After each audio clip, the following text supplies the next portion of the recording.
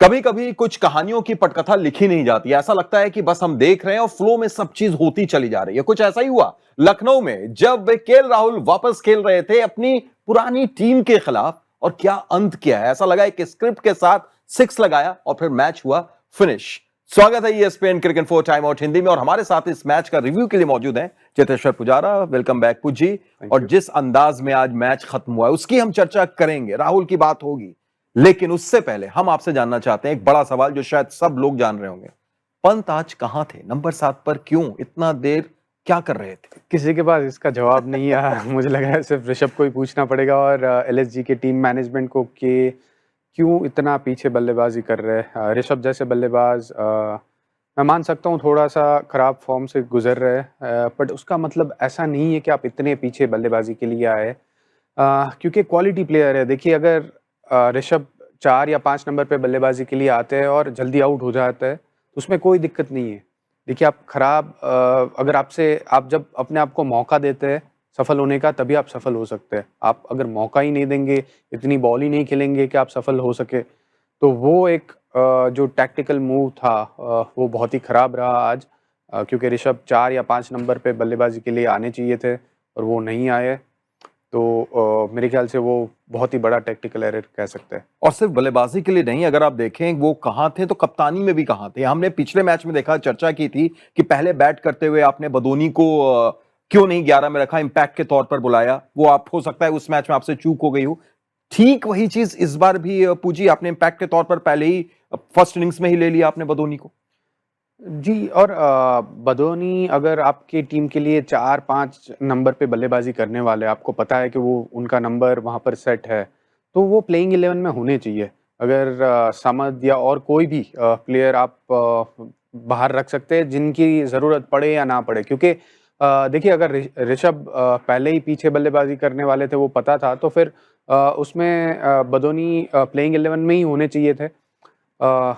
क्या खराब चल रहा है वो समझ में नहीं आ रहा है, बट बहुत ज़्यादा क्वेश्चंस है एलएसजी की टीम के लिए, क्योंकि जिस तरह से आज परफॉर्मेंस रहा, जिस तरह से आज टैक्टिकल्स एरर बल्लेबाजी में और गेंदबाजी में भी हुए, क्योंकि जिस टाइम पे केएल राहुल और अभिषेक बल्लेबाजी कर रहे थे, वहाँ पर एक फेज ऐसा आया था 6 से 10 ओवर का, जहाँ पर प्रेशर थोड़ा सा बिल्ड हो रहा था।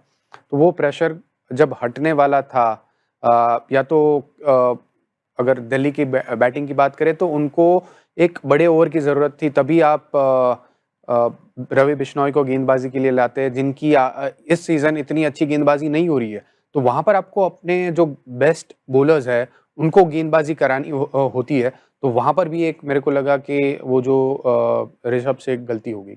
और इत्तेफाक देखिए, गलती होने के बाद भी 5 मैच ये टीम अब तक जीत चुकी है, 10 पॉइंट्स ले चुकी है। शायद यही वजह थी कि अब तक वैसी बातें हो नहीं रही थी, पर अब जब आप हारते हैं तो ऐसी चीजें निकल कर आएंगी। बहरहाल अब हम लोग बात कर लेते हैं वो राहुल के बदलापुर की। लाजवाब पारी, पुजी वापस आए उस टीम के खिलाफ जिसकी कभी वो कप्तानी करते थे, खत्म किया सिक्स लगा के, एक स्क्रिप्ट जैसा क्रिकेट। बिल्कुल। और देखिए, केएल एकदम काम कंपोज रहे। उनको पता था कि विकेट में थोड़ी सी जब हेल्प थी, जब स्पिनर गेंदबाजी कर रहे थे तो स्ट्राइक रोटेट कर रहे थे। पहले 15 से 18 रन उन्होंने रन बॉल किया। उसके बाद जब 10 ओवर के बाद प्लेटफॉर्म सेट हो गया था उनके लिए, तब उन्होंने एक्सेलरेट करना चालू किया और टुवर्ड्स द एंड एक क्लिनिकल फिनिश जिसके लिए केएल राहुल माने जाते हैं। और ज़्यादा जल्दबाजी नहीं करी, कहीं पर भी ऐसा नहीं लगा कि बहुत ही जल्दी मैच ख़त्म करना चाहते थे, या तो जिस तरह से केएल राहुल का जो केएल राहुल 2.0 हम देख रहे हैं ये सीज़न, तो वो दिखाने की कोशिश नहीं करी, क्योंकि सिचुएशन के हिसाब से बल्लेबाजी करना ज़रूरी होता है और आज उन्होंने वो करके दिखाया। और जैसा हमने एक सेलिब्रेशन उनका बैंगलोर में देखा था 93 बनाने के बाद, वो सर्किल उन्होंने बनाया था, कुछ वैसा नहीं, आज बिल्कुल कंपोज थे। लेकिन क्या कुछ जहन में ऐसी चीजें चलती रहती हैं कि पिछली बार मैं कप्तान था, मुझे रिटेन नहीं किया गया, मैं टीम से बाहर गया, और पिछली बार जो चीजें हुई थी सब जानते हैं, तो क्या ऐसी चीजें चलती भी हैं जहन में? देखिए, थोड़ा तो माइंड में रहेगी, बट केएल राहुल बहुत ही मैच्योर्ड प्लेयर है, उससे मूव ऑन कर रहे हैं। पीछे जो हो गया उसको भुला के पीछे ही छोड़ छोड़ रहे हैं, और आगे मूव ऑन करना होता है और वो कर रहे हैं। और जिस तरह से अभी दिल्ली के लिए बल्लेबाजी कर रहे हैं, वहाँ पर एंजॉय कर रहे हैं अपनी बैटिंग को। और उनका जिस तरह से पिछले 1-2 साल में फॉर्म रहा है अक्रॉस द फॉर्मेट्स, तो वहाँ पर काफ़ी पॉजिटिव्स है, ज़्यादा सोच नहीं रहे, अपने ज़ोन में रह रहे। तो वो बहुत ही बड़ी बात है क्योंकि आपके करियर में या अगर आईपीएल की बात करें या तो इंडियन टीम की बात करें, जब उतार-चढ़ाव आते हैं और उससे आप अगर अच्छी तरह से डील करते हैं, तभी आप उभर कर और अच्छा परफ़ॉर्मेंस कर सकते हैं और वही केएल राहुल ने पिछले 1-2 साल में करके दिखाया है।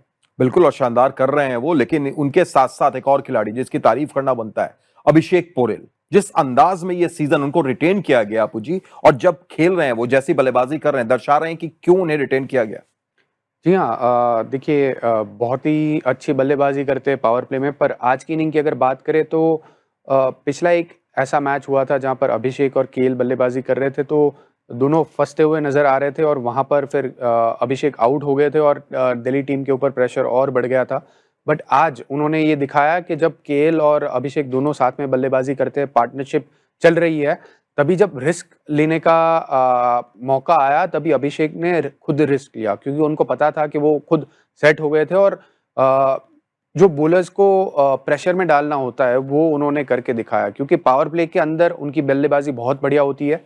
पावर प्ले के बाद थोड़ा-सा स्ट्रगल करते हुए नज़र आए थे पिछले कुछ मैचों में, बट आज के मैच में उन्होंने दिखाया कि पावर प्ले के बाहर भी वो अच्छी बल्लेबाजी कर सकते हैं। बेशक, और एक और खिलाड़ी मुकेश कुमार, लगातार दिल्ली उनको खिला रही थी हर एक मुकाबला और लग रहा था कि यार वो ऑफ कलर तो नहीं है, पर आज जो उन्होंने गेंदबाजी की, खास तौर से वो उनका दूसरा स्पेल जब आते हैं और एक ही ओवर में समद और मार्श को आउट करते हैं। देखिए, बहुत ही बढ़िया गेंदबाज़ी करी मुकेश ने क्योंकि वो एक ऐसे गेंदबाज़ है कि उनमें बहुत ज़्यादा टैलेंट है। पावर प्ले में भी वो बहुत अच्छी गेंदबाज़ी कर सकते हैं, वो अभी तक उन्होंने करी नहीं है। इसीलिए मैं थोड़ा-सा सरप्राइज़्ड हूँ क्योंकि उनके पास वेरिएशंस है, बॉल को अच्छा स्विंग कराते हैं। जब थोड़ा स्विंगिंग विकेट रहता है तो वहाँ पर अच्छे एरियाज़ में बॉलिंग करते हैं।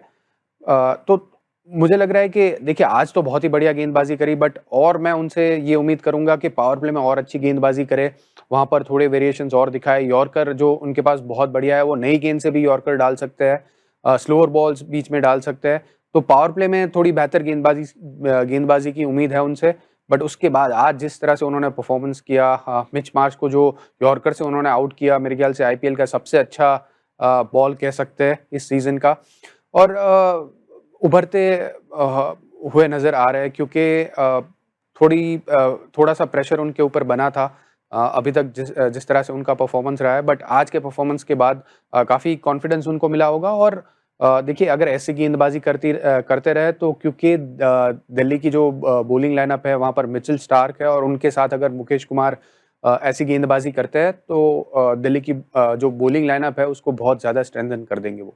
बिल्कुल, और आखिर में पुजी चलते-चलते अगर पॉइंट्स टेबल पर नजर डालें तो यहाँ पर देखिए 12 अंक खप हो चुके हैं दिल्ली के। हालांकि अभी भी 10 अंक पर लखनऊ जरूर है, पर दिल्ली जिस हिसाब से खेल रही है और जैसी कप्तानी कर रहे हैं अक्षर पटेल, आज भी जो हमने उनका मास्टर क्लास देखा, कुलदीप को रोक के रखा, मिचेल स्टार्क को लाया पूरन के लिए, तो ये कप्तान इस टीम को क्या प्लेऑफ्स तक नंबर 1 पहुंचाते हुए ले जा सकता है?